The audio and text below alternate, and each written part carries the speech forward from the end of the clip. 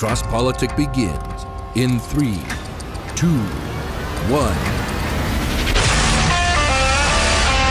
a heart that breaks for a dying city. Stop cursing your future. Is not true. For all intents and purposes, I am a woman. Government and the political system has ultimate supremacy. Jesus is King of Kings, and it's about time our nation returned in humble submission to his lordship. You are not protecting women. You are authorizing the destruction of 500,000 little women every year. I didn't start it, but sir, with all due respect, that's the argument of a 5-year-old. I didn't start it. Right, when the Spirit comes upon people, they go to war, they go to battle, and the enemies of God are driven back and they're slaughtered. You are listening to CrossPolitic with Gabe Wrench, the Water Boy, Pastor Toby Sumter, and the Chocolate Knox. Hey y'all, welcome to CrossPolitic on the Fight Laugh Feast Network. It's good to be with you live here at the New Arts in Moscow, Idaho. We're grateful to be in front of you tonight and grateful that you guys are here for the Grace Agenda Conference, the Jovial Warrior. So thank you for joining us. I'm the Water Boy. We got Chocolate Knox over there. The song said that already. They know that. They did I know, the whole thing, did the opening. I didn't hear it. And then we got Nate Wilson and Dusty Deevers, you're a pastor and a legislator. Senator? Legislator? Yeah. So the one problem I have sitting next to Dusty, I'm going to do it. I'm going to insult him. He's from Oklahoma. All right, brother. Yeah. All right. Yeah, where's my song, Neil? Where's my song? And I'm from Texas. And the reason why Texas doesn't float off and secede and become its own sovereign nation is because Oklahoma sucks. So we keep you from going back to El Norte. All right, so tonight's topic of the show is, how to be faithful in political chaos. And I remember, I'll never forget this, in 2020, COVID 2020, in February, we had Nate on the show. And Nate came on the show, and this is before COVID really became anything, but the presidency of Trump was crazy, and it was kind of chaotic, but Nate was saying it's going to get worse. And then, of course, COVID, a month later, COVID hit and just went crazy. And now, to me, the emotional feelings I get in this moment is that it's that kind of chaos, like times 10 right now. Am I popping in my mic? Very a lot. Yeah. It's just the testosterone from the bass in your voice. Yeah, you're popping too. Because I have a lot of testosterone too. There you go. It's just everywhere. Everybody got it now. So, just a month ago, President Biden was running for president, and now it's Kamala. Just a little more than a month ago, President Trump hadn't had an assassination attempt yet. The Democrats had primaries. That was that was the thing. That was the thing. Kamala is still not the presidential nomination for the Democratic Party, and then you have economy, inflation, and just a lot going on. And so, actually, Nate, I want to start with you, and kind of get your prophetic prediction, like what happened back in COVID February 2020. What's your tentacle? This didn't go so well last time we did this. So maybe we don't want him. I know. Do not be like Ezekiel and tell us negative things. Everything's gonna calm down. It's just gonna smooth over. See, I told you. That's why you don't. How are you reading this moment? I don't think that it's hard for anybody to predict what happens next, which is just increasing chaos. Things are going to continue to heighten, and we're in a situation where both sides would do literally anything they could get away with to hold power. And that's not new on the planet. That's what always happens. Go back to Byzantium, Rome, London, any global imperial power, and then fight for the throne and see what happens. See if everybody plays fair. It just is never going to be that way. So don't expect it to start being that way right now. Rules don't matter. It only matters what you can get away with, and that goes for both sides. That's not, left or right. That's just when people are right next to power, they will do whatever they can to get it, and both sides will feel completely righteous, breaking every rule in the book to try to do that. And that's just the way it is. I would say that prediction of increasing increasing chaos is not difficult to make. I think we all see that. The stakes are going to heighten. The election's going to come closer. People are going to get more and more wound up. And I would say the exhortation is just to be incredibly calm. I mean, you cannot get wound up. It's when Christ says, when I was naked, you clothed me. When I was hungry, you fed me, etc. He never says, when I was wrong on the internet, you really unloaded. Thank you. It's really easy to get sucked into all the little tempests and all be part of the chaos. It's easy to really fuel the chaos instead of being lighthouses, really. Anchors and places of still calm. But that doesn't mean don't care. It just means be focused on winning. Because nobody ever won a high-level chess match playing emotionally. You don't go to the board angry to try to make those really intelligent moves for you and your family. You just can't do it. So incredibly calm, trusting God. Do not put your faith in the red, white, and blue. Don't put it in the right. I don't need to tell anybody not to put it in the left in this room. I hope not. Yeah, just don't. Although I will say this, though, and then I'll give it back to Gabe. The world is round and political positions change. People on the left and people on the right are intersecting on the other side of the world and joining hands in all sorts of crazy talk. So stuff switches fast, but for you in your house, you have to just trust the Lord and actually remain points of calm, good weather in the storm. You want to be those rays of light through the thunderclouds. You don't want to be, the trash bag blowing around the yard. So I'm thinking about, that's all really good. And you're helping run Canon Plus, and the world is going to hell in a handbasket. Police stations are on fire, illegal immigration, sort of everything. And you guys are turning out children's picture books. Correct. So, how is that making a difference? People need food. Yeah, but don't they need don't they need Gary North? Don't turn this into my brother. I was interviewing my brother. People need food. Don't they need catechisms? Don't they need more Reformed theology? Upgrade. I guess the question requires some heavy drink. I would say that, yeah, of course. But they need food. Little people need food. Children need food. We all do. And it's one of those things you can't look at the world and say, the world's going to hell, Mom. Why are you making dinner? Didn't you see the news? Right. Didn't you see the latest outrageous thing the left did? Why would we eat?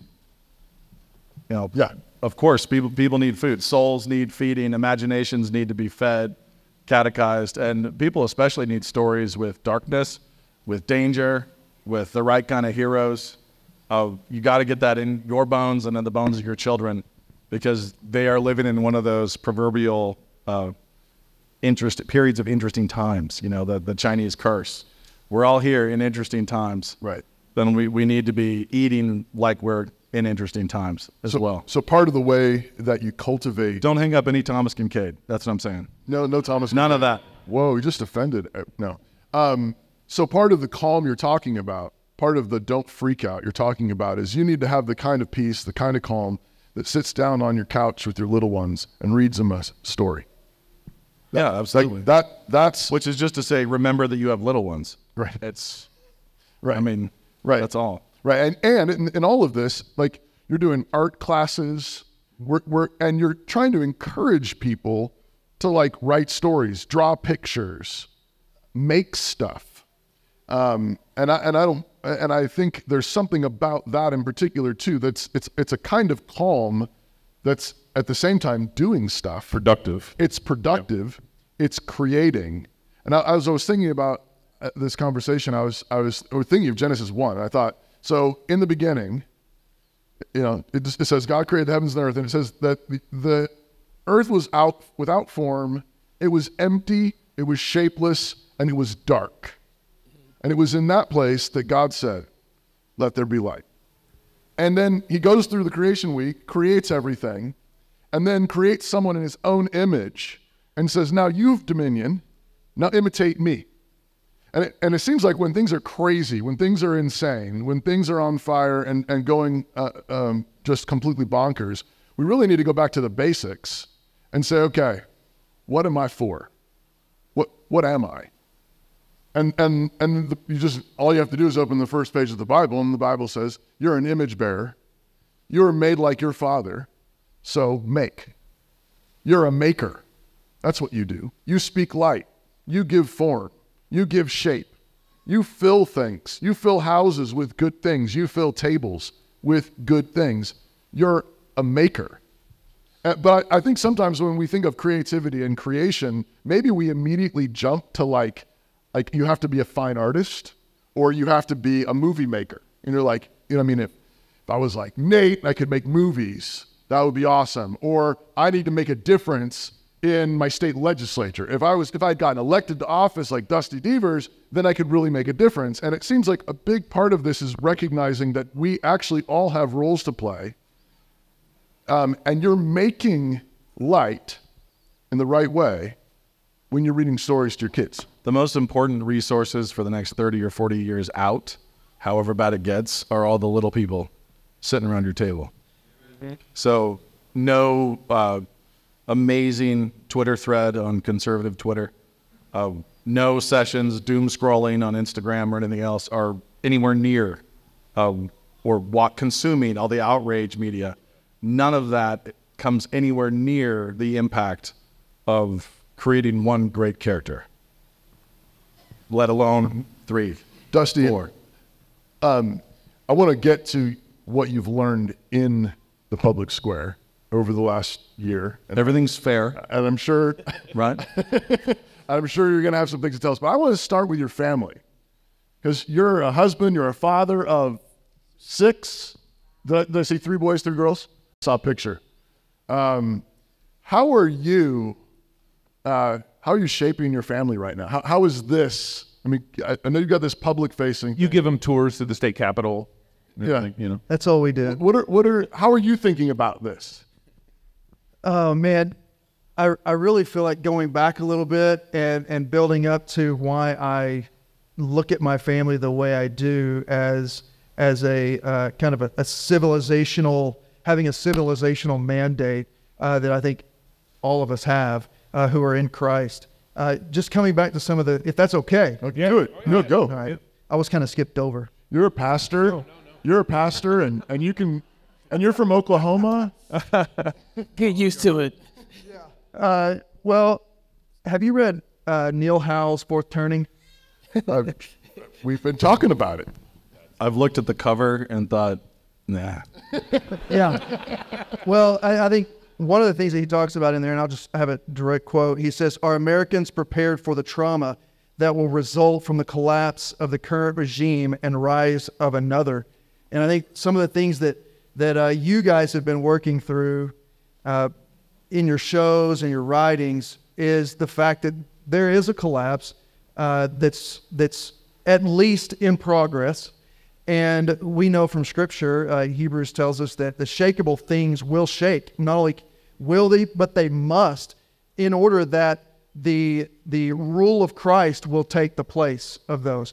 And if they don't, either you'll have a kind of a global crash, or you might have a civil unrest that causes a crash, or you might have both, and we'll see what November 5th provides us, whether we even get to a Trump, Kamala, both of their candidacies. We just don't know what's going to happen. And that's part of the unrest and the uncertainty that I think we as Christians should cling to and say, we don't have to hold to those things. The certainty is that whatever needs to shake on this earth is going to go through a seismic crumbling, and we can rejoice that what will rise out of that, if Christians actually step into our roles as people who have the order of Christ, we have the gospel of Christ, and we live our lives and build our families and our churches and our cities and our states and our nation upon the rule of Christ and the teaching them to obey everything. We are going to build that next regime because we are civilizational-minded creatures. If you want to call the cultural mandate the civilizational mandate, and I think it's a good way to think about it, because before the fall, God gave us all the tools that we needed to create civilization, to extend His glory across the earth. At the fall, some of that was marred, but in Christ, we're remade to actually fulfill that as Christ's mediators of His rule on this planet. So He uses us as human agents for those very institutions that He began there at the garden. So family, and then building and being the very civilizational types of creatures, the makers that He made us to be. So, the question is, who will build the next American Republic? And I'm here for it. And I think the people in this room are here for it. And the good news is that whenever the chaos ensues and we see the fractures and we see the lines beginning to be drawn, where do we see those lines? Well, where you see unrest, you're seeing the lines of what's got to collapse and exactly how we have to speak prophetically the word of Christ into those, not just speak them, but live in a way that shows there's actually great hope, stability, security, and the peace that passes all understanding from the increase of the rule of Christ. Part of the proof of all that peace is how you balance that on your knee the whole time. Amazing. That's really amazing. I keep wanting to. I know. I was getting ready to catch it too, but you're like just no hypocrisy there. Just extremely cool. Absolutely. Dusty, why? So when I ran for office for county commissioner, part of me was. See, you're both politicians. I was getting ready to say, but did you win? Yeah.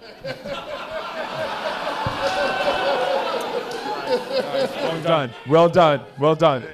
Hey, very good. Just real quick, Moscow's a microcosm of what will happen always. 100%. So that candidate got arrested.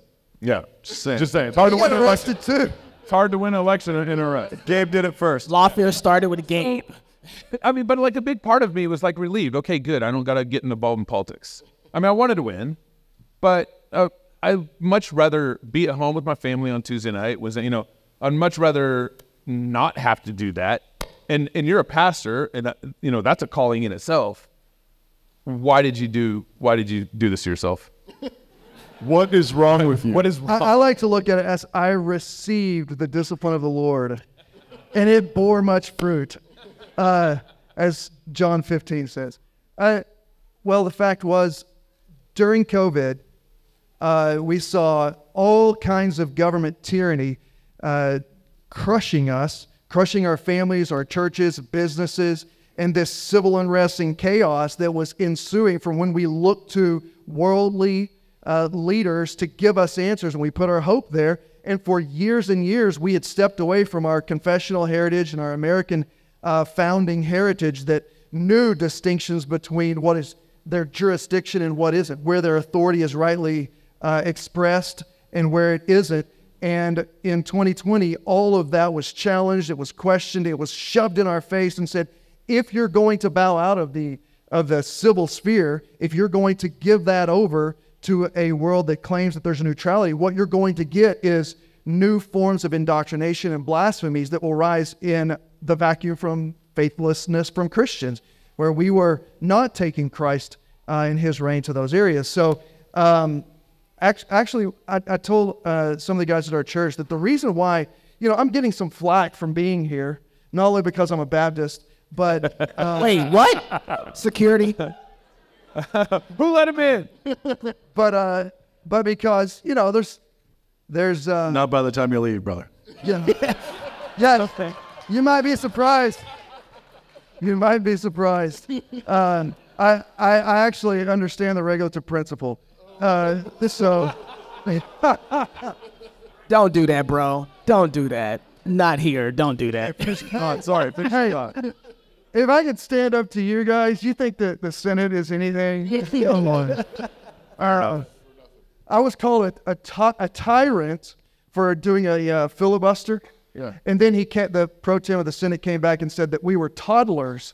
And so I've got the label of a toddler tyrant. Yeah. So you guys are going to get my tyranny in diapers. Big baby style. Big diaper style. What were we even talking about? Okay, 2020. I asked you why you ran for, why did you? Want to take a flack for being here in Moscow. Yeah. Which will distract you. Yeah, you sure can. But one of the reasons why I came is because it's an act of me appreciating you all and what you provided for so many people and me personally in our church. In 2020, you were bringing back our documents, the Westminster or the 1689, and said, look, we've dealt with jurisdiction before. Right. And it's clear not only from our confessions, but it's clear from the scriptures what they have the right to do and what they don't, because all authority is delegated by God. And I'm going to talk a lot about that tomorrow in Christ receiving the nations as his heritage and what that means for us. But in 2020, through some of the efforts that you all put in, especially Doug Wilson, I started realizing, and the people of our church are realizing, we need to go speak out and preach the word on this area. And so I started going to city council meetings and telling them they had no jurisdiction to slap masks and vaccine mandates and close places down when they were doing it. I started going to various places and speaking out publicly. And I had already done some speaking on abortion, anti-abortion stuff at the Capitol. Whenever this seat came open, well, after that, we started teaching through Deuteronomy, and we did conferences on jurisdiction and mandates, and started getting involved politically, not because I thought I want to run for office. That wasn't on the radar. It was just Christ's word speaks powerfully in this area, and we have had a silent voice for so long in so many ways, and we've got to speak into this, and we've got to lift the burden of horrendous tyranny off of these people. And the way that we do that is let the government sit on Christ's shoulders as it's supposed to, and prove it. And so whenever we started teaching through Deuteronomy, and we started teaching about the law and its proper place and use and general equity, well, we had, of all people, this Senate seat came open, and I told the people in our church, of everyone in our district, somebody from our church has to run. We are the most equipped and prepared to know what is the proper role of government, what is the proper use of authority, and how to point people to their only hope. And we took 3 weeks and prayed, and we had a final prayer meeting, and one of the other elders and I put ourselves forward for the Senate position, and the church prayed another hour, and they commissioned me to go and do this role. So it's a part-time legislature. I'm a bivocational pastor already, and we felt like God was setting us apart for that role. I just got to ask, because I'm nosy, what is the flack that you're getting for being out here? Sorry to make you feel uncomfortable. Now it's my turn to be tyrannical. No, I'm just thinking through which of my friends. Yeah. Okay, Here, here's this person. So you don't have to offer up. Okay, sure. If you were friends with David French, we have to have another conversation. Justin Moore. I don't want to put you on the spot, but I was just thinking about this. It seems to me that if people cared about doctrine like they say they do, then they wouldn't look at Moscow as their biggest problem. Yeah. Because here's the deal, because you just got done going through all of the things that was tyrannical about the state. Don't tell me you care about doctrine and the state is breaking all the biblical doctrine out there. Yeah, right. Well, you know what I'm saying? It's not people in the state. They don't. No, but I'm saying Christians. You know, I'm talking about Christians. Don't tell me you care about lying when you let the government lie all the time about the tax code. Right. Well, I thought you cared about theft. Yeah. Let me put it like this. No enemies to the right, or no enemies on the right. You know this netter, right? No enemies to the right. Yes. And so if you boil it down, who do you want to be? Who do you trust to be in the foxhole with you? Who's going to fight? And if you're in the foxhole and you got a guy next to you, Gabe over here. From Texas. From Texas. I'm with you, though. We're at the Red River as our foxhole, and it's our Red River. Hey, we're gonna shoot the right people. It is ours. Yeah. It is ours, brother. Thank you. Amen. We're going to shoot at those people, but Gabe takes my knife and he's like, yeah, but he starts jabbing me a little bit, and it gives me some flesh wounds that's not just mere flesh wounds, but I'm eventually gonna bleed from them. They're concerned about some of that. Can I change your story? Let me change the story a little bit. All right. Let me change the story a little bit. Because this just shows you how soft these people are. It was being tickled. Hey, you got tickled and you thought it was a knife. Stop it. Hey, the bullets are going out there, my guy. Stop it. And you want to talk about testosterone. Can I just ask? I think on this point, this is a place where conservatives are terrible. Yeah, that's exactly right. We're terrible.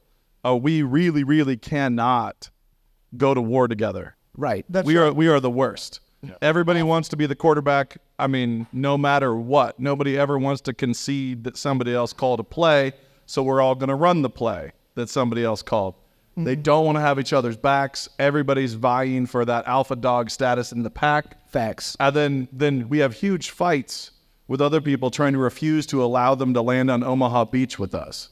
Yeah. Where it's like, this is this is a momentous undertaking.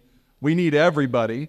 We need all your cannon fodder. We need everybody who's ready to die to come and go with us up this beach. And instead, they're stabbing each other in the amphibious landing crafts. And some of that, I spoke with a brother that we all know and love while I was down in Texas about some of the fire we were taking from being when we were in the same foxhole. And it was like, why are we turning our weapons on each other? And he apologized and he acknowledged it. So some of that is real. Yeah.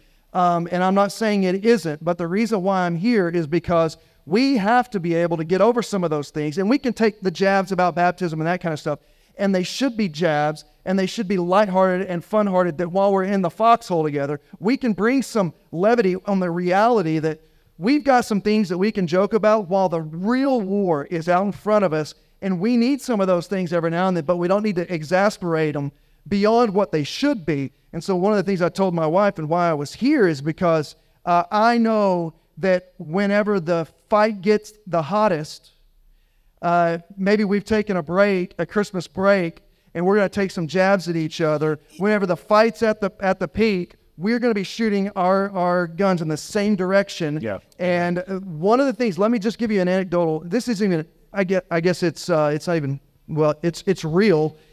And I think it's probably the same in a lot of states. One of the biggest problems we have in the state of Oklahoma right now is we have some grassroots, you could call them somewhat establishment grassroots, the ones that are really, truly conservative in their estimation. They keep with our GOP platform, which is, in Oklahoma, our GOP platform is very strong. It's good. You hear that, Gabe? Repeal... How's Texas GOP platform? Yeah, okay. Repeal property taxes, repeal income tax, abolish abortion, all of that. Yeah. And so you've got the more establishment, but they're not establishment like Rhino. They're not Rhino. And then you've got the renegade grassroots, and they're fighting with each other over certain people, but they can't recognize we've got a bigger fight that we need to unify and fight on. And the part of the problem is we haven't had a unifying leader, and I think that some of that is the biggest issue, not just in Oklahoma, but I think that's the case around the nation. We've got to help the conservatives, and I don't talk about being a conservative anymore. I'm a Christian. I run Christian politics, and it's civilizational Christian politics is what I'm going for, the politics of joy, so to speak. I think there's another anecdote, too, though, that was interesting because I think you're the representative of that.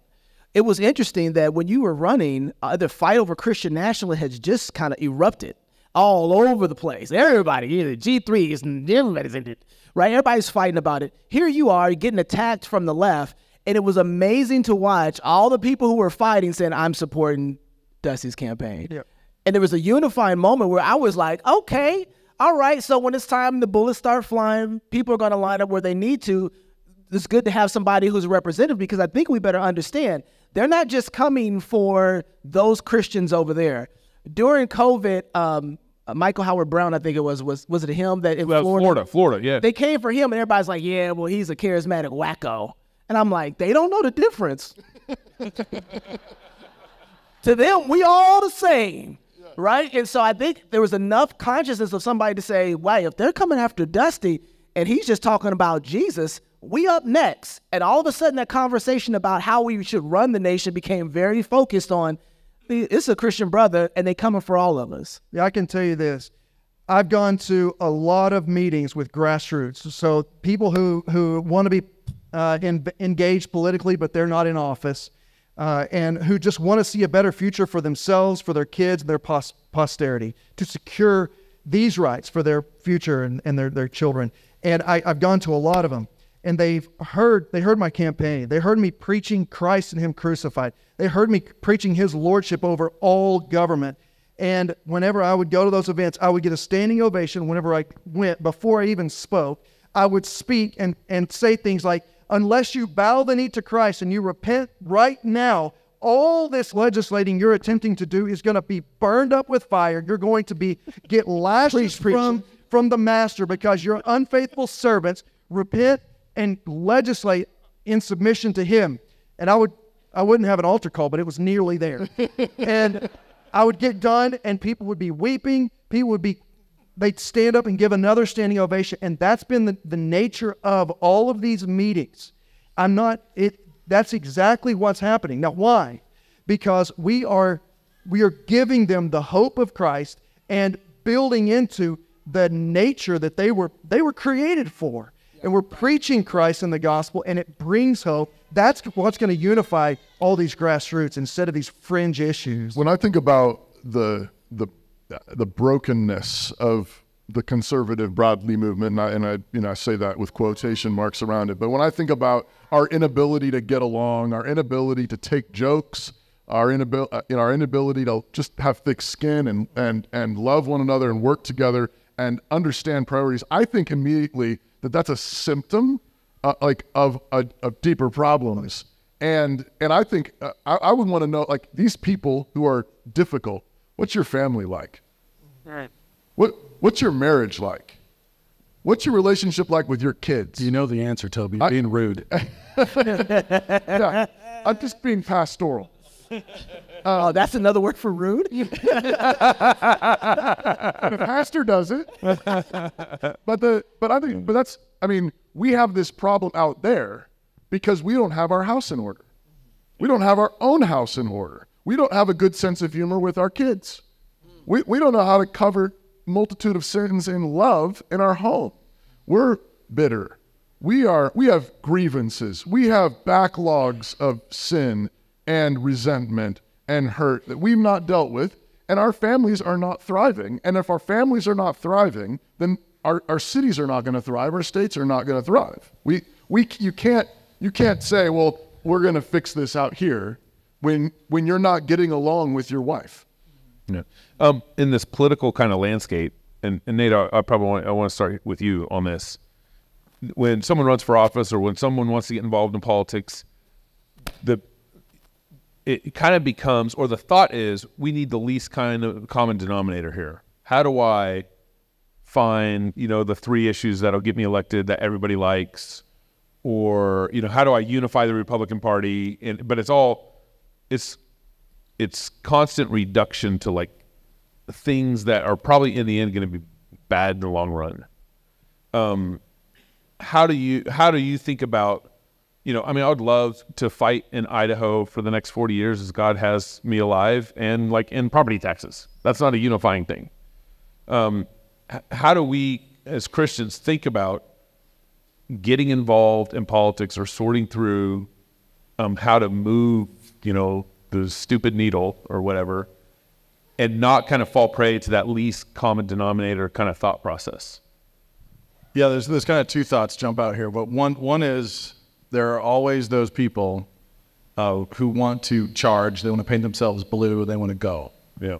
They want to go, and they can be really useful because I said earlier we do need cannon fodder.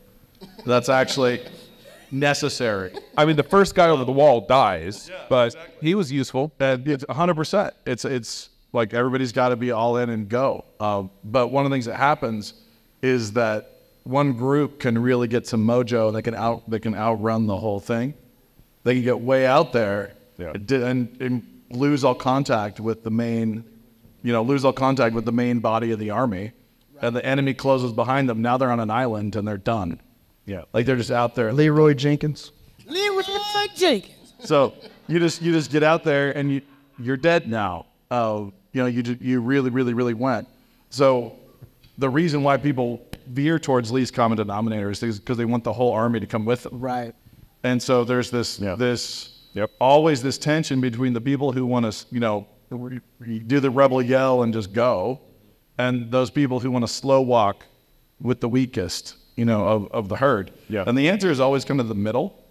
But to Dusty's point about what you were doing and preaching the gospel, it's also always about be a strong flavor.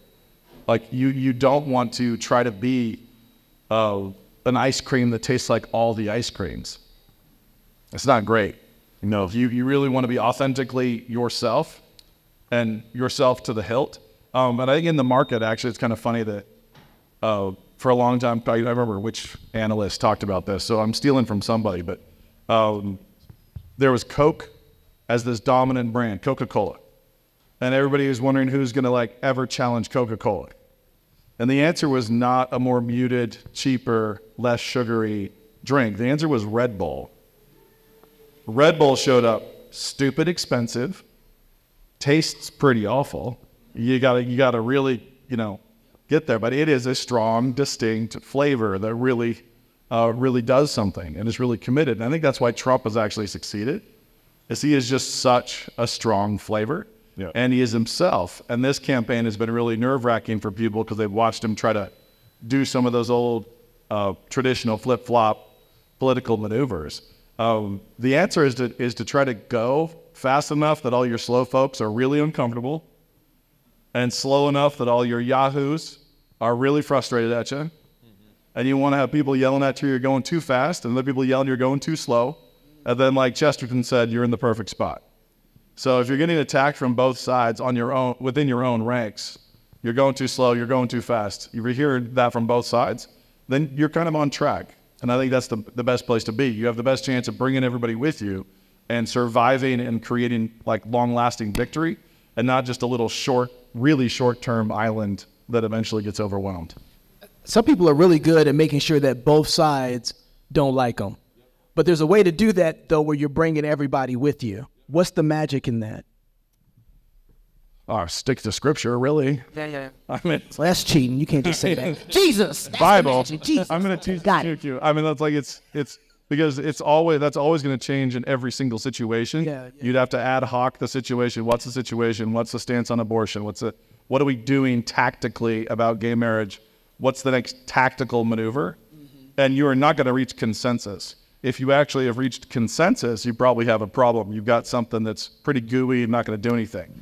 So you're always trying to follow scripture, and you just know you're going to draw fire from both sides. And I think a big part of that, though, is I'm just going to keep doing my pastor thing. I'm bringing it back to your community, your family. Your families are terrible.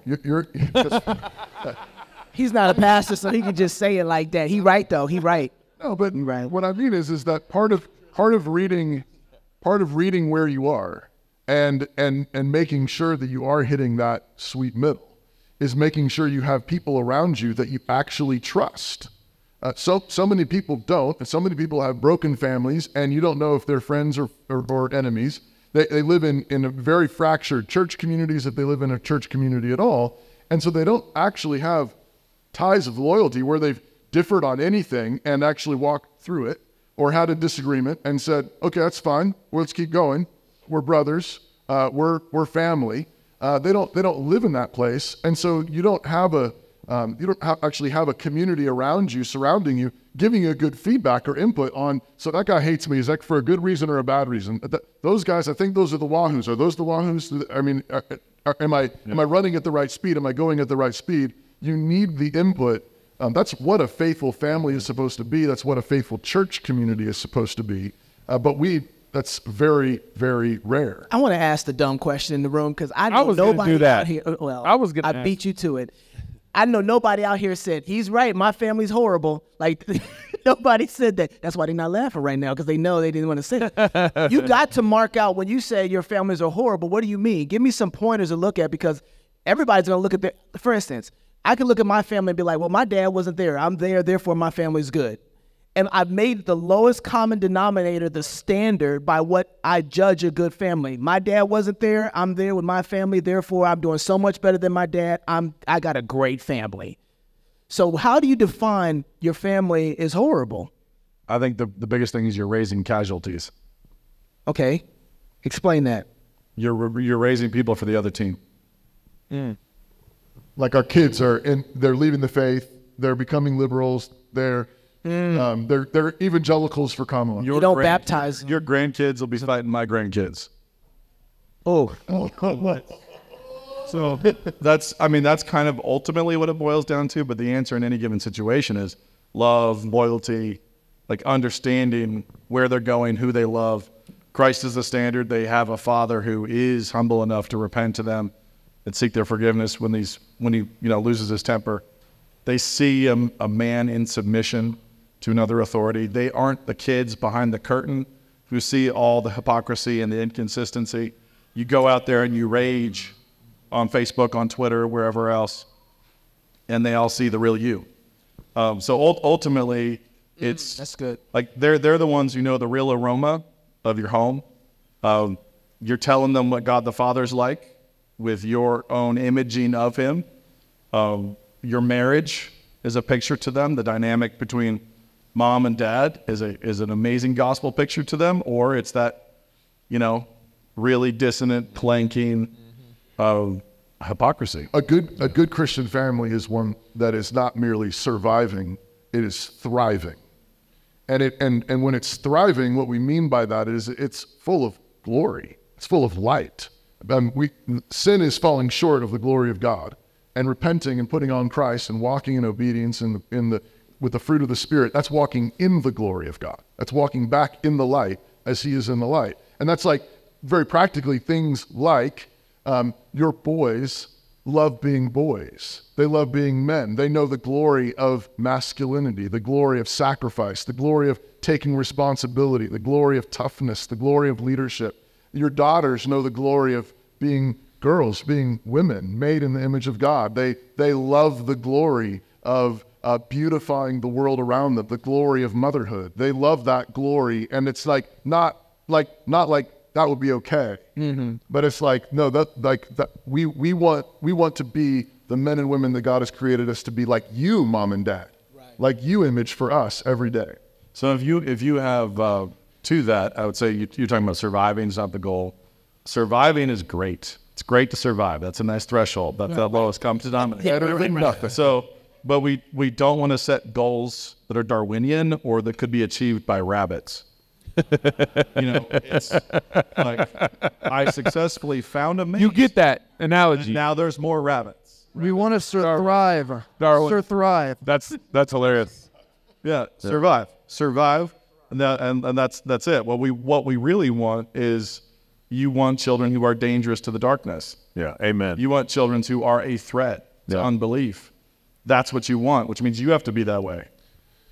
And if you're going to try to raise kids like that, as a side note, you should be trying to have conversations with them and training them up and challenging you how to do that. Like Toby was talking about, friends around you who are setting accountability. I'm really, really grateful that my parents, my dad especially, raised me to question and challenge him, and my sisters to question and challenge him at the dinner table almost every night. My sisters hung on to your Baptist position much longer than I did, and I remember being so bored. Like, my dad explained it once, and I was like, oh yeah, no, that clicks. We're good. Nope, we were not good. It was like long, many hours of my sisters going hard at my dad's paedobaptism. And that was welcomed, and it was something he reveled in. Yeah, it was something he enjoyed, and there was no tension, there was no crackle, there was no friction out of it. It was not static or a breach in fellowship. It was part of the training. I want to follow up on that. Is that, I think, something even there talking about, like, there's a whole bunch of guys, Christian men, Reformed men, who've said, okay, we're done being limp-wristed. We're done abdicating. We're going to be men. We're going to take responsibility for our families. We're going to take responsibility in our churches. We're going to lead and stumbling forward, but trying to be men. And so you can, it's common now to hear people, be like, no, I mean, I'm all in, I'm with the patriarchy, whatever. But then you say something like, daughters arguing with their dad? Is that patriarchal? As long as all the syllogisms are valid. But my point is, we just saw this. And yes, and actually most people recoil because most dads aren't secure enough or calm enough to have that conversation. That's what I want to talk about, because I think in some ways, we've got our work cut out for us across the board. Sons and daughters, absolutely our work cut out for us. And we got a full court press on both sides, trying to take our children, brainwash our kids, etc. Oh, the light went out. Oh, hey. But I think in some ways, maybe, I don't know what you think, Nate, or Dusty, but I think in some ways it might even be harder to recover the biblical femininity. And so there's this recovery going to recover, it's good to be a man, reforming marriage, federal husband, this kind of stuff. But then you've got these, tranny dudes punching each other at the Olympics. And it's like, you don't know that. Finally.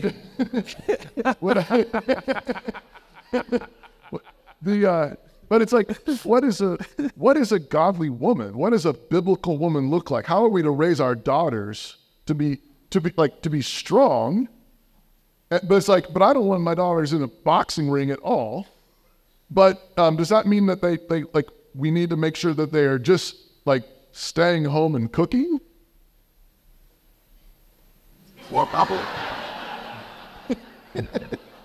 Depends on what and for whom. Facts. Even there, I actually think that we've messed this up for so much longer than we've messed up men. And that's true. I was just proofreading, editing a bunch of Catholic apologetic stuff that my son's working on right now, and the history of Marian dogma and Mary theology, like the ebbs and flows of that psychosis through millennia into Victorian femininity, into the craziness of that, into eventually over here the temperance movement. We've been honestly just messing up the women for a very long time, and I would say this kind of matters a lot. The dudes have been messing up the chicks for a very, very long time, and it continues to this day as conservative guys are saying we got to get back to the good old America, 1980s pinup America, which is happening right now on X. Exactly. We need more women who are conservatives wearing bikinis. Right. You wonder how we got here. Yeah, we're just all over. We're all over the place. We have no idea what we're doing. So, in terms of, do women need to be tough? Absolutely. Does that toughness look exactly like it looks for men? No, much tougher. That's right. Much tougher. But it doesn't look like that at all. There's no question. It's just a different kind of toughness, a different kind of strength. And so again, back to scripture. That's where we need to be. And also history. Actually studying history, really learning history, and finding those people who lived really powerfully faithful lives that you can set up for your children as people to emulate and learn from. And there's quite a few of those. So give me I'm not ready yet. I always interrupt the guy from Oklahoma, though. I'm not trying to be rude, Dustin. Flesh that out for me. Give me practical examples of how to make my daughters tougher. I got a 14-year-old and 12-year-old. This is not your counseling session. No. I just went there in front of all y'all. Okay. I need some help. We'll talk later, Gabe. But the gist there is honestly they are in positions where they have to trust people like us. That's pretty awful. Yeah. So it's just a really, really tough spot to be in. They've got to listen to you, Gabe. Yeah. It's woo, that's okay. I'm a pretty good father. Yeah, sure. But the point is, it's they've got to honor their father. They've got to, learn to respect a husband who is going to frequently not deserve that respect. It's just a tough road. It's a very, very tough road. But I'm going to take it from Gabe's counseling question. I want to know what Dusty's going to say.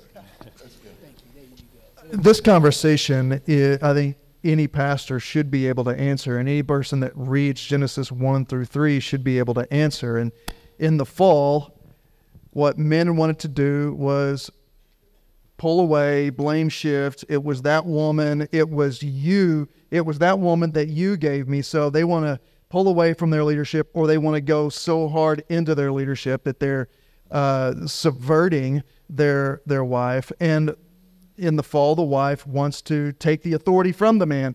So I think what's built in is a natural inner working in the home, that when the man is either passive or he's overly aggressive, then there's also going to be a reaction from the wife that even if she's doing her best, she's going to be tempted to sin in a certain direction. And whenever we work on men, I would say it applies in the home, it applies in the church, and it applies in the broader society. Right. If we focus on men, then at the same time we should be focusing on how a woman can come and actually do probably one of the harder things. The man submits to Christ. The woman has to submit to the man as the head. Mm-hmm. That's very, very difficult because Christ never fails us. That's right.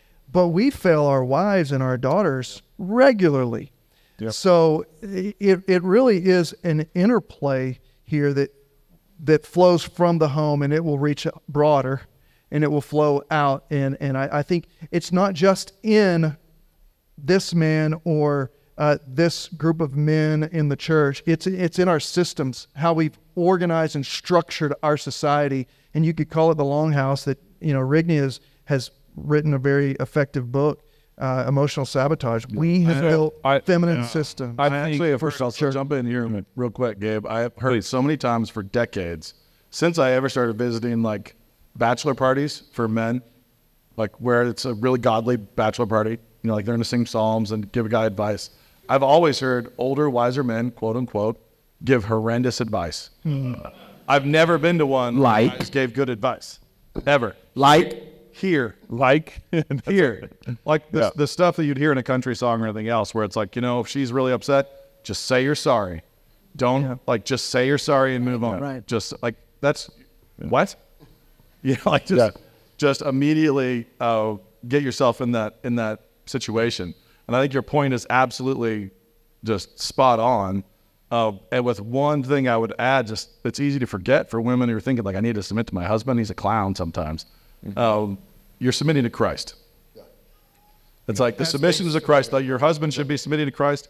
You're submitting to Christ, and he told you to be faithful here, so you're being faithful and submissive to Christ. As unto the Lord. Absolutely. Right. And so your husband can screw up, and he will. And so but Christ won't. I think what's happened over the years, we've kind of fallen into this ditch where, okay, the argument has been women can do anything they want to do. And in some sense, that argument's been the same for our boys, where it's like, you can do whatever you want when you grow up. You can be president of it. And so we lie to them. Be a girl. And so we lie to them. Yeah, exactly. And then so we fall into this ditch where women can do whatever they want to do. And on our side of things, on this kind of conservative, reformed side of things, we react and say, no, we don't want you doing this. We want you to learn how to cook bread by the time you're 6, so, whatever. And so we kind of push them away from learning how to be strong in a way that they need to. I coach a girls basketball varsity and junior high. And one of the things I like about that sport for women is because I think it's one of the few contact sports where I think women can play in a feminine way.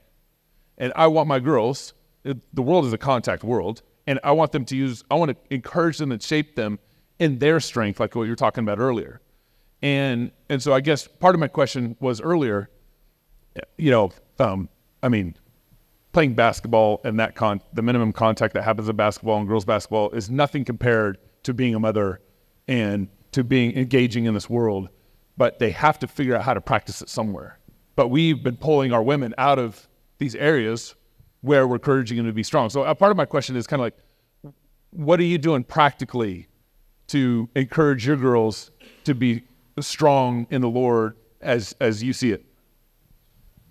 Well, this is in all the conversations. I want you to answer it next. Yeah, all the hundreds and hundreds of hours of conversations and some of the training I've done and coaching I've done with them.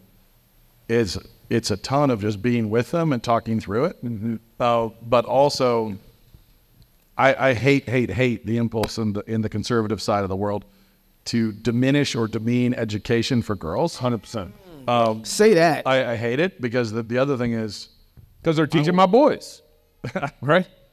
Teaching the next generation. I would say more importantly, like I need my wife to be able to understand everything I'm doing and be able to challenge it, question it, help me refine it. That's right. And that could be in anything. Yeah. That could be in contract law. That could be in anything I'm involved in. I need somebody who's actually helping me on the mission. And we do this to girls where a long time ago, this is one of those stories you don't tell, but I'm going to tell it. Because I feel like I told it sometime. When I was teaching rhetoric at NSA to freshmen, I always had some girls who, right when it got hard at some point in the year, they'd be like, why am I here? This is difficult. This is difficult. This is challenging. This is painful. And I would give a little spiel about if you are going to, quote unquote, just be a mom, swing by my office. I've got a stack of papers that say for breeding purposes only. And I'm just going to tape one to your back. So everybody just knows. It's like that's just a mom. Like that's such a high calling. It's such a critical calling. Yeah. But at the same time, I want my sons to find wives who could push them and challenge them and help refine their thinking, their tactics, their strategy, every single thing they're involved in. And I hope they go far and achieve great things, which means I want them to find very high achieving women. Like that's what I want. And we need a bunch of those high achieving girls, and we need high achieving guys. To Dusty's point about training the men, like we really have to focus there. Absolutely. That brings those women along with them. But we cannot say, hey, we really need to train the men, and girls, you don't need to be able to think. Right. That's just absolute nonsense, and is of the devil and will destroy us generationally. Dusty. Yeah, I think that's the point of Titus 2 and the role of the older women teaching the younger women. They're not just teaching them, how to cook and clean. They are, and how to manage their home. They are teaching them how to manage their home. But the reality of the management of the home is one of the heaviest burdens that you could ever give a single person. Whenever you think, my wife and I were talking about this 2 days ago. We were over at a family in the church, and there was a young lady there who was courting, a young man was courting this girl, and she said, somebody asked her, what do you want to do? And she talked about some of the things that she wanted to do. And then she looked over to one of the other girls, the daughters of this family that we were there with, and she said, what do you want to do? She said, I want to be a mom. And afterwards we were talking about it, and we were all just laughing about how much of a all-encompassing picture of motherhood it really is. And she didn't say, I just want to be a mom. Not just. I want to be the one who is the logistics coordinator. I want to be the one who's the chef. I want to be the one who's the educator. I want to be all these different things, the helper to my husband and the challenger of his thoughts to really beautify some of what he's building out and doing and what we're making together. It is a very daunting task, and we need to help them see you're not just being a mom. What you're doing is with your husband creating a civilizational warfare machine that is going to go from generation to generation to generation, that you will see your fingerprints all over in 20 generations from now. And the reality is, for a lot of people in this room, we're going to be generation one with the first real fingerprints on those generations to come. So it's really elevating the role and the comprehensive scope. And it's not completely comprehensive, but comprehensive scope of women in the lives of their help as helpmates and building and shaping the homes of generations. That's really good. So Q&A is going to happen here in a minute. Little Vita's going to be running around the mic here in a minute. But I want to COVID really set the bar low for better or for worse. You know, if your church was just open and didn't require masks, you're doing pretty well. But here we are in 2024, and I think part of what Christians need to be looking at in this chaos is where are the opportunities? where are the opportunities as Christian men? Where are the opportunities as families, mothers? What are the opportunities that we should be? You made one of the NSA videos, marketing videos, and you said, the ruins make great soil. And I think in a lot of ways, like when chaos happens, everyone's kind of got the spirit of fear, or they're distracted, or they can't think straight. Whatever's going on, where should Christians be focusing on? What opportunities do you see? I'm gonna start with you, Dusty. What opportunities do you see that in this next, 6 months, year, 20-year time frame?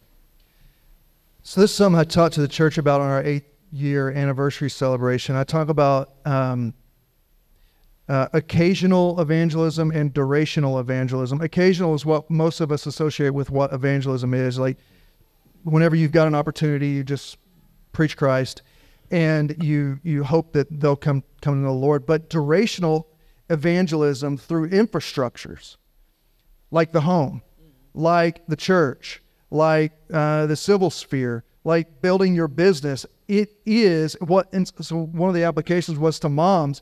Moms, so many moms feel overburdened, like, I didn't get to share the gospel 5 times this week to all these people out there, so I don't feel like I'm fulfilling my responsibilities.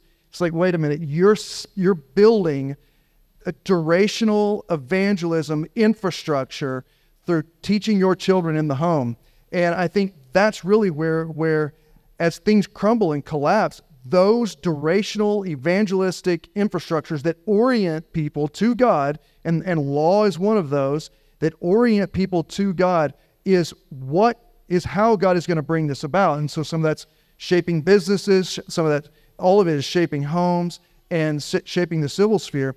But it's, the idea of building Christian fortresses and outposts in what we do. So I think I kind of went at a higher level on what you were asking, but I think there's a lot under there. That was really good. Nate, you're next, but made me think of, in a number of different ways, God has been really blessing a lot of those kinds of things here in Moscow. And one of the ones I've known about for a little while, but hearing more about it recently, is a bunch of dads got together and started a rugby club here in Moscow a few years ago.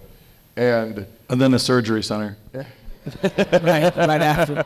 They go hand in hand. 40-year-old men doing rugby. And so Jared Longshore has occasionally sent me a text with a picture of this field with a few hundred boys out there, and with a caption that says something like, "I think we're going to be okay."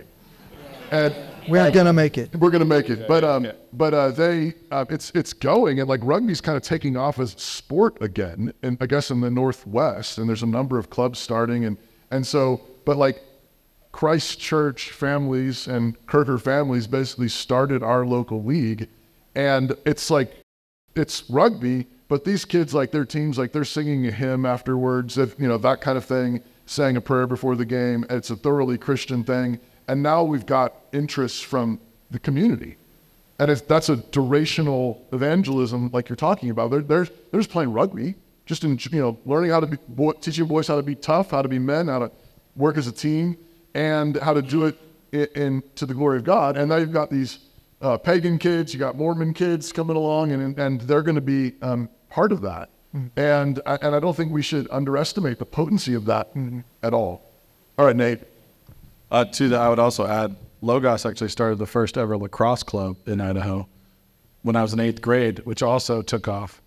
Random fun fact, Washington State University, I remember the day they offered my dad, Doug Wilson, the head coaching position for their league. So there's a little skeleton in their closet. But it is that's awesome. It is really fun to see. It is very fun to see that happen with rugby. One of the weirdest providences I've ever been a part of was the opportunity to buy an old defunct high school nobody wanted that had been artificially condemned so that a school district could pass a bond to build a new one, which meant they couldn't keep using this old historic one, which was awesome.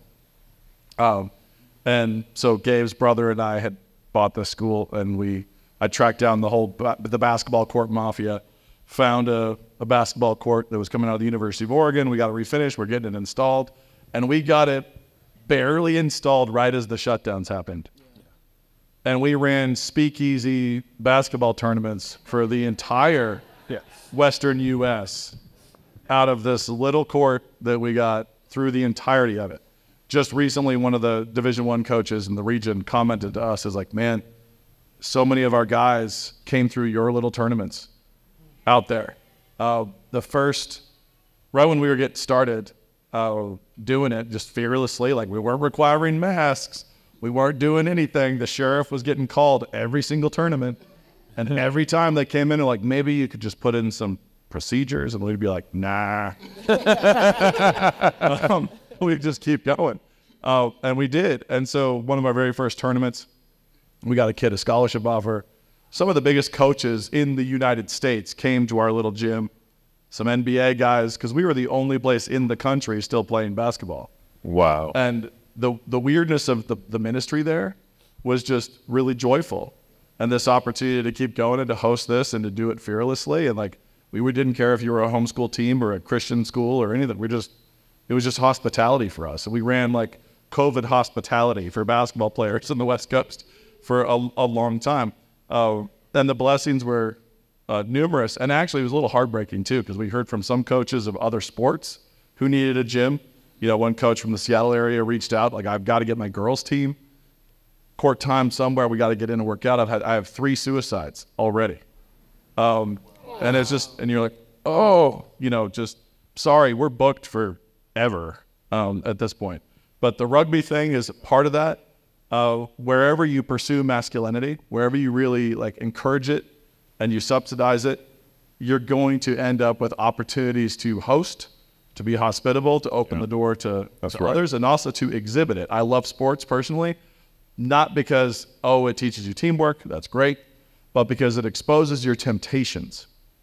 It exposes your weaknesses. That's right. And it creates these artificial safe situations that pressure cook you.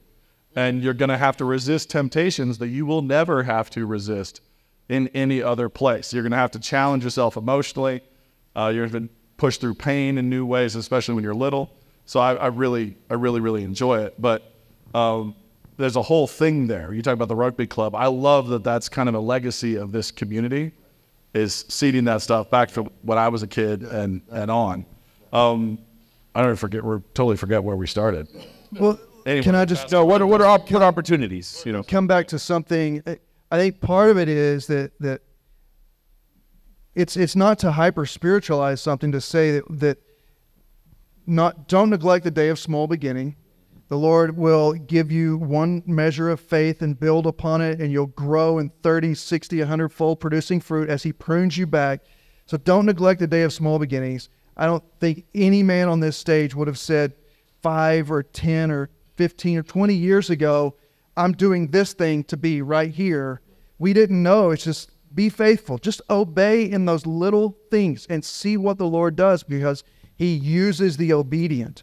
And also to say, and this is not to hyper spiritualize something, but really I think it is helpful to put some labels on some of the things that you're doing. And so to call something durational evangelism through infrastructure, it helps you tie it to, oh yeah, even rugby can be to the glory of God, because year over year over year, as we are bringing people in who we wouldn't have, we're preaching the gospel to them, and in next generation, we're going to see this orienting act of orienting people to their God is going to have long-term effect. And I would say the same thing for whenever you write just law.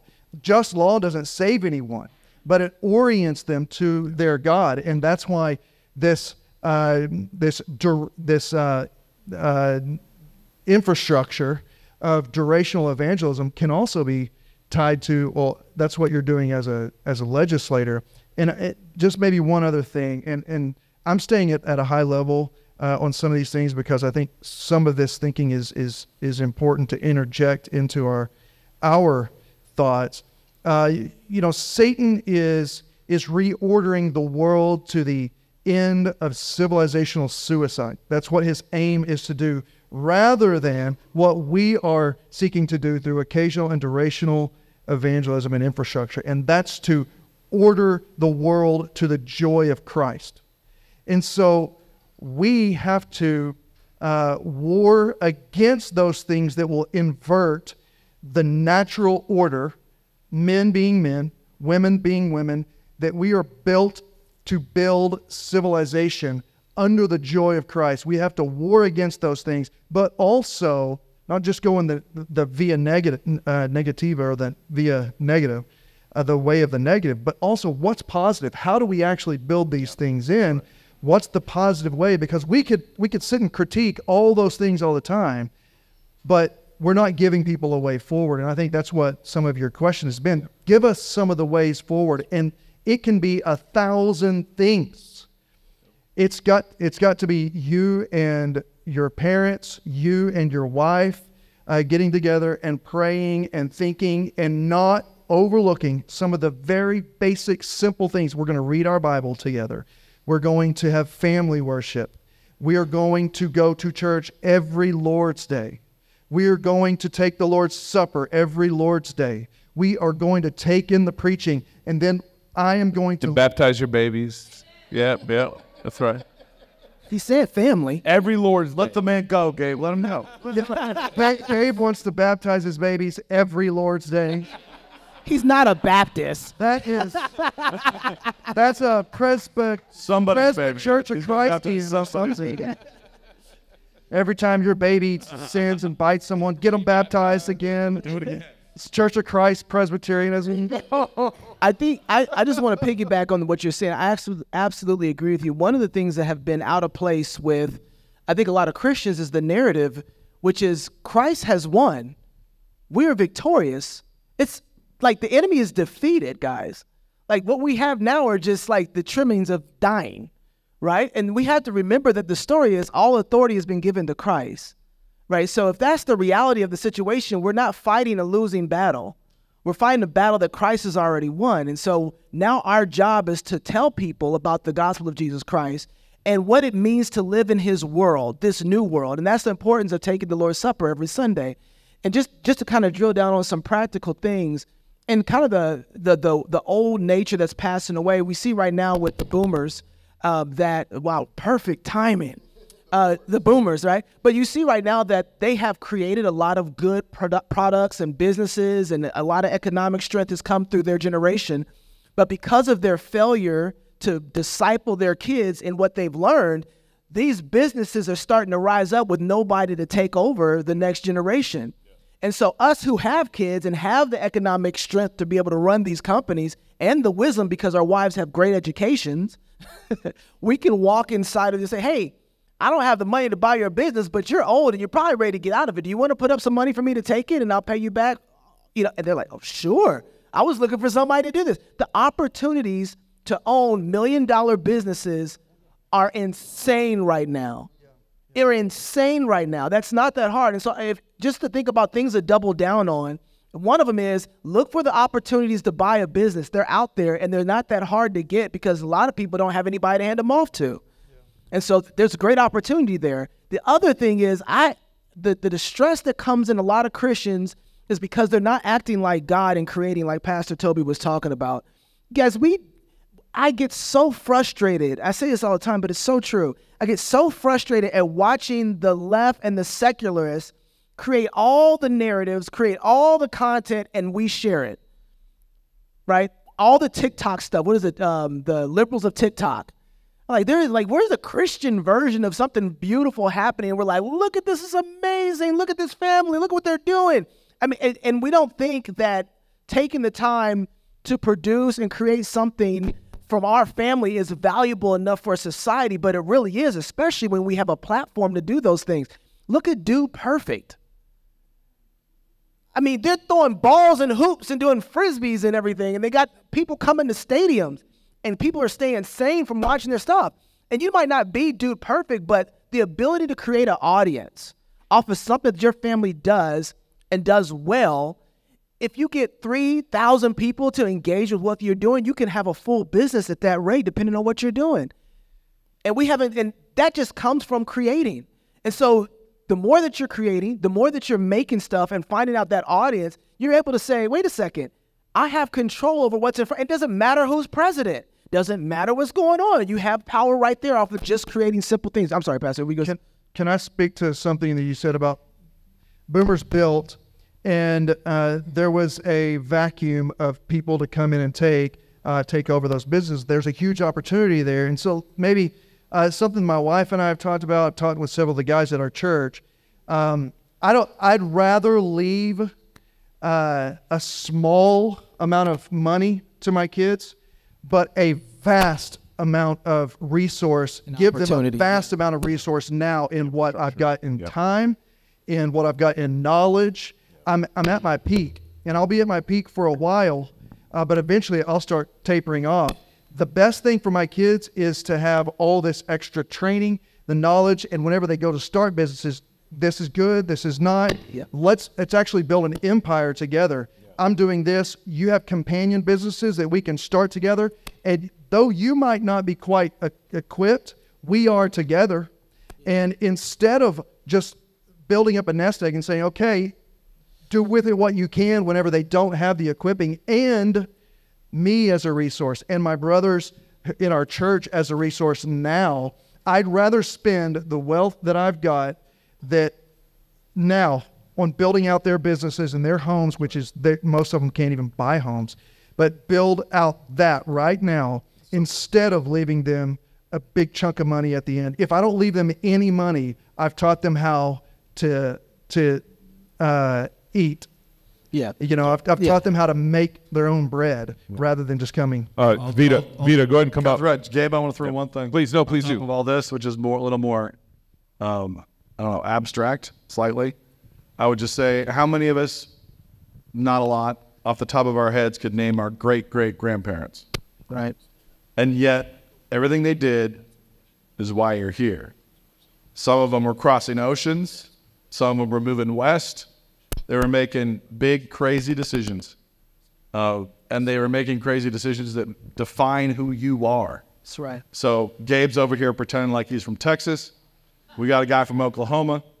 It's like somebody made the choice that he'd be from Oklahoma. That's right. Somebody made the choice that Gabe would be from Texas. Like these are the things that happen way back in the rear view. Because of covenant. And the dynamics we've talked about, marriage, the husband is an incubator for the culture and the wife is the culture. That's right. Like we get to be the blade on the snowplow. We get to, just go out there and like break ground and try to create that culture behind us. Your great-great-grandmother has far more impact on you than you realize. Your great-great-grandfather is the same way. And what you want to do is make choices now aggressively and faithfully and sacrificially that will be an incredible blessing to people who will never even learn your name. Oh, that's so. They will never know who you were. Amen. And yet there will be a legacy. There'll be a lineage of faithfulness and advantaged faithfulness who've really been trained to love the Lord and serve Christ in everything they do. And they don't even know where they got that, except for it was handed down. That's what we want. It's beautiful. And that brings us full circle to where we began. I mean, that's being in that place is being in a place of peace and calm and knowing my Father runs this place and his Son is on the throne and he is ruling and he is reigning and all will be well. And so because of that, I can read stories to my kids. I can buy a business. I can write a story. I can paint a picture. I can love my wife. I can serve my husband. I can do all of these things because you have this peace, and you're his servant, and you're giving it away. You're giving it away freely every day and trusting him that he's going to take it and he's going to multiply it and he's going to make it really, really fruitful. That's so good. So we got time for about 5 or so questions. Vita's right here. Just stand up. Vita will walk the mic to you. And we'll start with Kyle right there. My brother from Texas. Yeah. Are you really from Texas, though? Yeah, he is. Nice. There's a saying, you don't get to Texas, you find out when you get there. It's the faster you got there. So, Dusty, I have a question for you. You won your election in 2023, correct? So 2020, 2022, we should have had the most dissatisfied voters we've ever had on a national level. and yet we had the most incumbents ever elected. How did you, going so far to the right, just with your presence, how do you think you won? Because I'm amazed by the fact that, you know, we had people getting elected that vote Republican or left, Republican or Democrat. They voted for all the stuff that we had to put through, vote through. Yet you went so far to the right and you won, and you raised your profile. It's a kind of an open-ended question, but it's just amazing that you went so far to the right, and yet you've gained more of a national profile. Yeah, a few hopefully quick bullet points. Number one, that's what God wanted to happen. Number two, most people run on a centrist or a bland platform, and that's about all that people had to vote for. I didn't. I ran and looked at my district and constituents and said, look, if God is going to bless our people, then he's going to, I'm going to tell them what his blessing upon them will look like, and I'm going to preach it straight, and I'm going to tell them exactly where I stand on all these issues, and Christ will be preeminent in my campaign. If they don't want that, if they don't want him, then the results are up to God. I'm just going to give obedience. And if they reject that message, and it wasn't, I think most of the people in the Senate have said, man, you're very convicted on your positions, but you're really enjoyable to be around. As I just like to have fun, and it's also fun for me to cut it straight. But I think what the people saw, so probably to the third issue, to that issue is the people, God did something in our district and said, I don't know if I completely agree with him, but I know he's convicted about it, and and I was telling people, I have a whole church that's going to hold me accountable on whether I do what I say at your door right now. And you can go right over there 20 miles away, and on any Sunday, you can come and say, hey, Dusty said he was going to do this, and he's doing the opposite. I think you guys need to hold him accountable for it. And they will listen, and they can actually discipline me and keep me from the supper if it gets to that point, and bar me from being a pastor. And if that happens, everybody's going to know. What accountability? A couple times, just a couple times. What accountability do you have like that with most of your legislators? Right. So the number 4 or 5 or whichever one I'm on.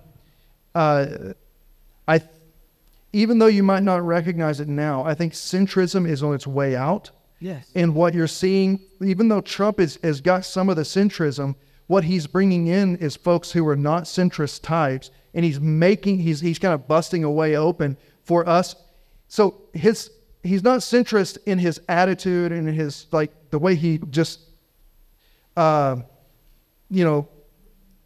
his rhetoric towards people, his ad hominems towards people. That's not centrist. That's kind of like, whoa, dude, that's pretty aggressive, and that's posturing in a way that is offensive in a lot of ways.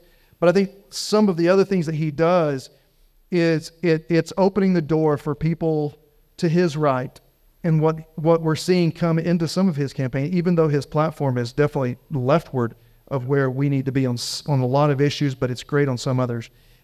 It's opening the door for some folks who will be more warm to a culture that says we need convictional people. And you see that with X and what Elon Musk is doing.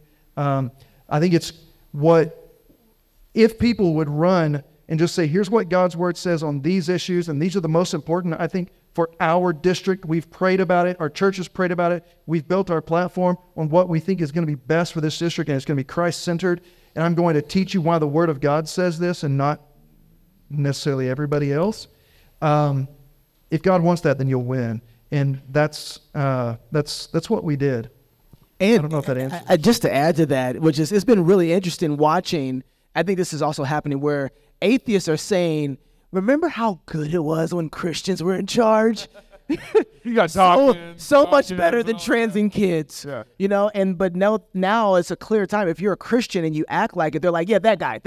I don't agree with everything he says, but I can live a much better life under his rule and his reign than these wackos over here. Even Richard Dawkins. Yeah, it's exactly who I'm thinking of. Yeah. Another question? Just stand up.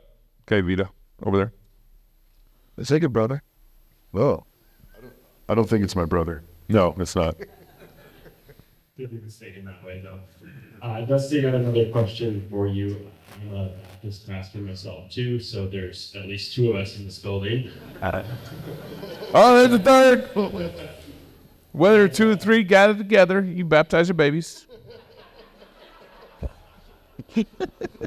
And it's for church discipline. Matthew 18. Once that seat came open, you said that your church was the most equipped to fill it and to understand the role of government properly. I don't think I'd be going out on a limb too far to say that wouldn't describe many churches in America. So what would your advice be to pastors and local congregations to start to get to that point where they can be prepared to say the same thing when a Senate seat, a commissioner seat, something like that comes open? Yeah, so, man, there's a lot there. I'm actually speaking on the politics of joy on Saturday, and so I'll cover some of this. But one, you have to have a thick understanding of the lordship of Christ and his rule over all creation, and that all creation is by him, for him, and through him, and the nations he received as his heritage. So he owns all the nations, and all the nations, their times, places, and peoples are for his glory. Have a thick understanding of the lordship of Christ. Second, have a thick understanding that God uses human agents to bring about his lordship in his mediatorial rule on this planet now. And so then you have to strengthen the view of the law. You have to teach people the law and how to use the law alongside the gospel and how they work together. We started, like I said, we taught through John Calhoun's, I'm forgetting the book. It's on Law and Gospel. Yeah, it's Law and Gospel and the Gospel, or the Law in the Hand of Christ. We taught through that on Sunday during discipleship hour, Sunday school. And we started teaching through Deuteronomy and making the general equity applications. We taught them what the 1689 said in Westminster. We had conferences, but really it's helping them see how the law should function in your own heart, in your own home, how fathers should be the best judges and gospel preachers in their own home, and how mothers take this law that's in the hand of Christ and they use it in their homeschooling and their parenting, and then how men use it to order their business so that they aren't like the Gentiles who lord it over people, but they use the law and the gospel as the means for God ordering their home, their business as well. And then it'll be a natural outflow. When you look at the Old Testament, the kings were to write out a copy of the law for themselves, because they were supposed to know not only the law, but that law was orienting them to the lawgiver, to the lawmaker. And that's the whole purpose. We should have, I think Greg Bonson talked about a regulative principle for politics. And it's not really been built out that much, but in some ways, I don't know if I'd go there quite to say that we need a regulative principle for lawmakers, but in the scriptures, the judges in Exodus 18, those are the ones who are capable in their smaller groups to rightly judge according to the word of God, and they would then go to judge bigger and bigger and bigger groups. So you need to do that in your home, and then maybe God will help you be that kind of an elder in your church and that kind of a business leader. And as you're faithful with the little, then you can be faithful with more and more.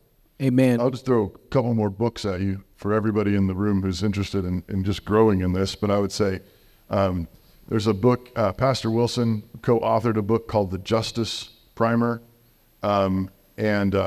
It is very, very good on practical biblical principles of justice in your family, in your community, between believers, with non-believers, and it covers a gamut of things real practically.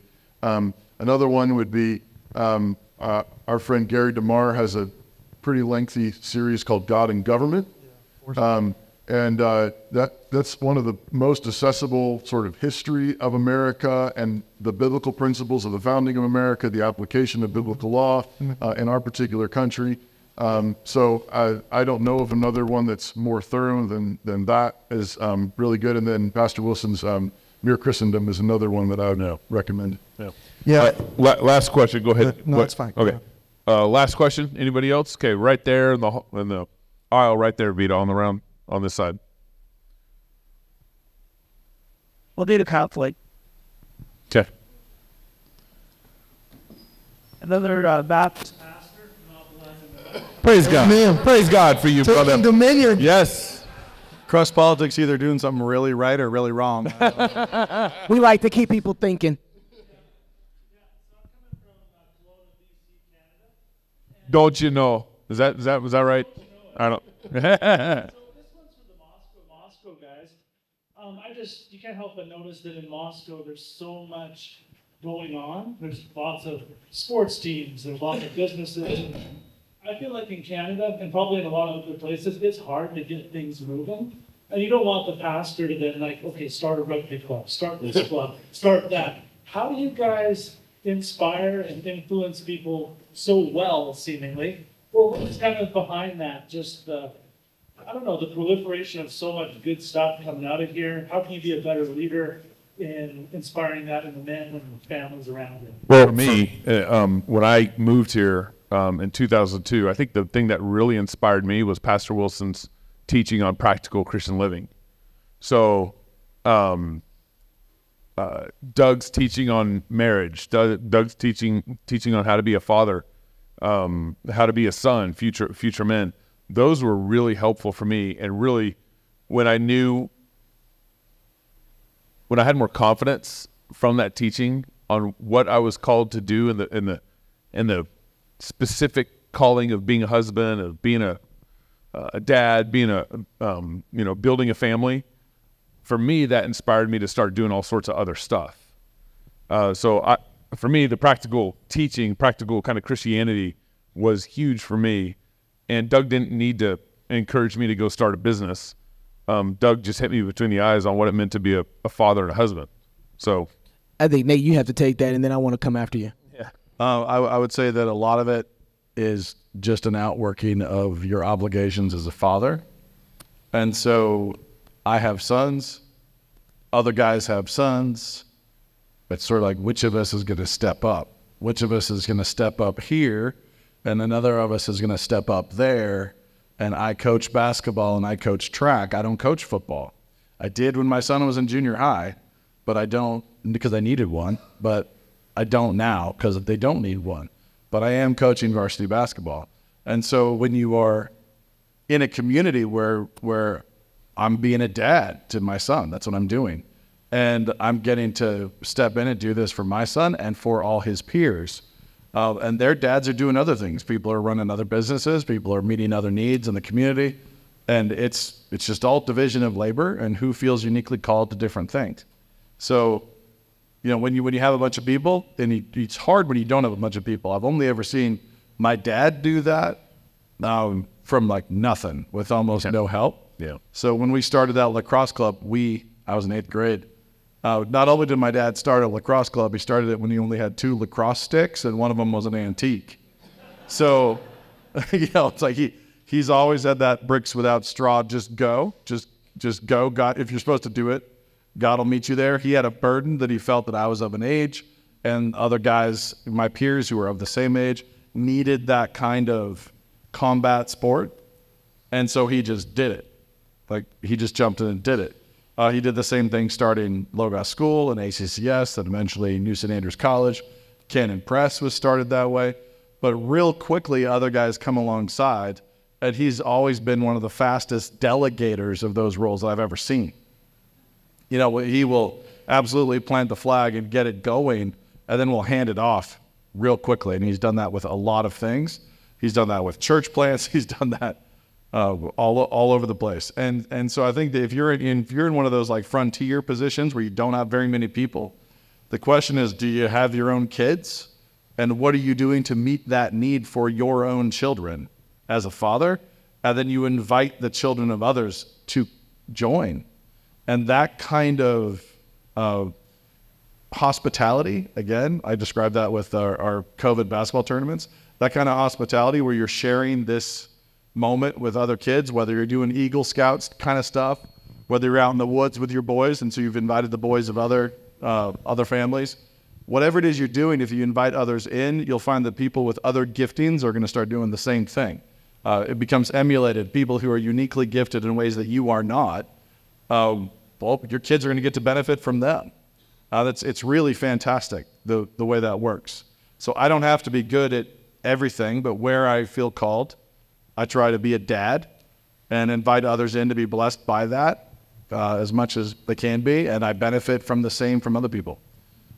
So just start with whatever you're uniquely gifted with and invite others in would be my like seed advice. Knox, we're going to add something to that? Or? Yeah, that was really good. When I got here in 2014, one of the most central things that hit me coming from Atlanta and from Georgia was how central worship was. Worship, I mean, it was amazing because whatever happened on Sunday morning was cool, but that thing bled out to everywhere.